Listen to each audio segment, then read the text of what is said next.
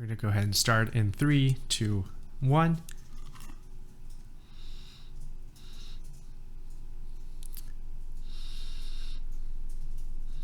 Is my starter dying? Welcome back to Sebcast episode 5, and yes, this is the real episode 5 because in the last episode, I miscounted. For this week, I actually did not plan a guest in this episode due to the holidays. I hope everybody had a good new year. So no guests on today for this episode of the Sebcast. It's just going to be you and me. Yeah, so I'm just going to catch you guys up on last week's review. I'm going to combine both of these together in some way. That's the only change for this week. So, in the last week in review, if you haven't watched, I did entail that there might be some good news. Luckily, it was good news, and I have now accepted a marketing position with a local startup based in Seattle, and I will be starting with them here in about a couple weeks' time. So I'm really excited to do that, and as with the new job, I'm also going to be getting a new schedule as well. So I will no longer be sleeping and working during the night and into the morning. So it will now be a relatively normal scheduled Monday through Friday, I'm assuming. However, with work from home, it might just be perpetually working all the time. But I'm hoping now that with this new schedule change, I'll be able to find more blocks of time where I actually am able to create content more regularly. However, something I just realized is that if you really value it as much as you say you do, you really will be able to find time to do it whenever possible. With that being said, I really find myself often kind of walking this fine line of am I doing enough? Am I doing too much? And you are ultimately going to be the person to decide, because only you will know how much stress you can take or how much strain your sanity can handle by overworking yourself. Just keep that in mind. However, the main thing I would like people to take away that is, if it is as important as you say it is, you will be able to find the time in order to make it work. But just know that there is also a difference between doing too much and overworking yourself and just saying that you will. It does require a certain level of self-awareness. Let's just say the more you know yourself, the easier it gets. Moving on from that, the cold open that I had was actually this. I'm actually regrowing my starter here in Seattle. I'm going to try to get back into baking sourdough bread again. This is maybe 5 days in, and it's been a while since I've grown starter from scratch. So we'll see how that goes. So as far as today's episode of the Sebcast, it's pretty much going to go...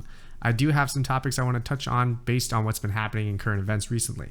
So, since the last episode, we have been discussing Bitcoin a little bit more on the show, and it has recently just broke through the threshold of $35,000. It's at its all-time high, higher than it's been ever, hence all-time high. And it's really got me thinking, what is the potential of Bitcoin going to be in the future? So that is going to be the first topic of today. And for those of you out there that are watching and aren't aware of Bitcoin already, it's pretty much a digital currency that is built on the blockchain network. And this blockchain network has a proof of work system where it allows it to operate decentralized, where everybody has their own kind of copy of a ledger on this blockchain, and that way everybody has their own store of information, and the way to prove it is through this compute system called proof of work, and it's a mathematical so without getting too deep on it, people are just generally kind of referring it as gold 2.0. It's good for store value, it's much easier to move, and it's instantly transferable, which makes it very attractive for people to invest in. And right now, there's a lot of hype in the cryptocurrency market. So there's a lot of people who are kind of very interested in buying Bitcoin. And for those who feel like they missed the boat on this one, they're going to try to buy Ethereum or some other type of altcoin, which means alternative coin. So Bitcoin is not the only cryptocurrency that exists. There's a whole bunch of other ones that exist as well. So people are trying to buy into these, and I think it's starting to seem like a resurgence of what happened back in 2017/2018 when cryptocurrency was starting to make its first big waves. However, this time it does seem a little different as well. It seems like there is a general institutionalization of like the major coins, the ones that we know are secure and stable. Relatively speaking, if you know anything about the cryptocurrency network, it's actually very, very volatile all the time. But, there is some, recognition among what Bitcoin can be and what Ethereum and the Litecoin, I guess, which depending on how you view who are the big players in this space. I digress. Moving on from that, though, I just wanted to kind of bring this up because what was interesting to me is now Bitcoin just seems to continue to climb higher and higher, and it's starting to make more news, and I think people are going to start paying a little bit more attention to it. And it just seems to be, like a self-fulfilling prophecy, and that's kind of how its price has been continuing to go up. But I wanted to take a deeper dive and take a look at what is the actual possibility of Bitcoin, and can we really use this as a real currency or a store of value in the future. Now, I don't think I'll be able to answer this whole entire question by myself in this one very short Sebcast episode, but I wanted to kind of bring it up and kind of mention it now and kind of see how this story develops as, you know, we go forward in here to 2021. One of the main reasons why I guess Bitcoin's value is continually going up is because there's only a certain amount of Bitcoins that you can mine. 21 million is the number, and it's supposed to half every 4 years the amount of coins that you can mine. So this year, let's just say you can mine 2 million. Next year, you can only mine 1 million. Let's just say that this year we can only mine 2 million. In 4 years, we can only mine 1 million, and in 4 years after that, only 500,000, and so on. So by the 2140, we should actually be out of Bitcoins. One of the first things that I thought of, okay, well, if this is going to be in the currency in the future, what happens when we run out of Bitcoins to mine and in 2140? And some people who are much, much smarter than I am have written papers about this, and some people are theorizing that the transactions on this network, you do have to pay a fee when you transfer money from peer-to-peer on this blockchain network, and they're saying that that fee will be enough to pay for the people who are mining or processing these mathematical problems on the blockchain network in order to, I guess, keep the system up and going. There are two other theories as well, but I haven't done as much research into them just yet. But, you know, at this point, I don't know how likely that scenario is going to be, but it sounds kind of feasible. But I'm not sure if it would actually work, because I guess there would be a limited number of fees that people are willing to pay in order to send, say, you know, buy, like if I was going to buy, you know, a soft drink at some place, and it cost me, it charged me like a $10 fee in order to spend like $2 on a drink. That does not seem as sustainable then, right?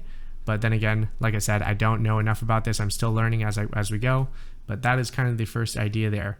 But yeah, more stuff to ponder about as this story kind of unfolds, and people are going to continue to talk about Bitcoin and whether or not this price continues to go up. I mean, it's been on a tear. It's gone straight, like in 1 month, like up 80%, and so have other altcoins. So if you put your money in early, you could have almost doubled it by now. But anywho, moving on to the next topic here. Another thing that has happened today is the Georgia runoffs. At this point in time, we have currently, I think, Ralph Warnock. He's already won one of the seats, and the other one is still pending. We're still counting there at about 98%. We're with Jon Ossoff in the lead there. So at this point, though, I think whether or not the next seat is Republican or Democrat, I think we're already at a 50-50 split as far as, you know, how many Republican seats are held by, or how many seats of the Senate are held by Republicans and how many seats are held by the Democrats.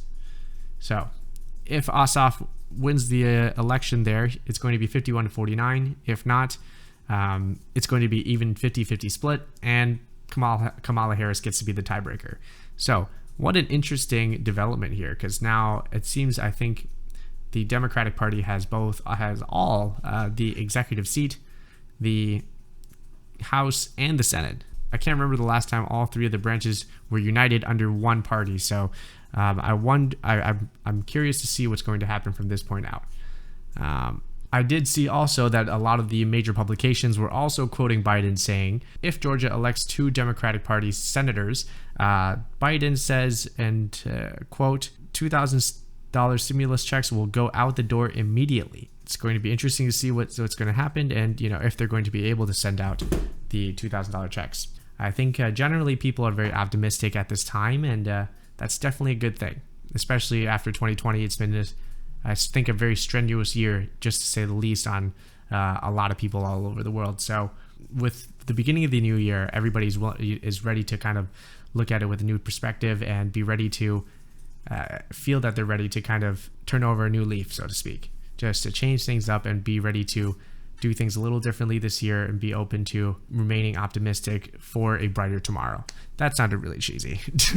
But yeah, so that's pretty much all I have for today. I don't really have, since I don't have a guest, I would love to keep on talking to you guys, but I think my voice will get pretty annoying after a while. So thank you guys so much for coming on and watching this video. So I will have a guest coming up next week for the Sebcast. We're still in the middle of discussing and planning, but there will be a guest coming on, and we're going to be back on to the regular schedule with the Sebcast coming next week. But like I was saying, thanks again for coming back. Appreciate you all. See you guys in the next video. Peace.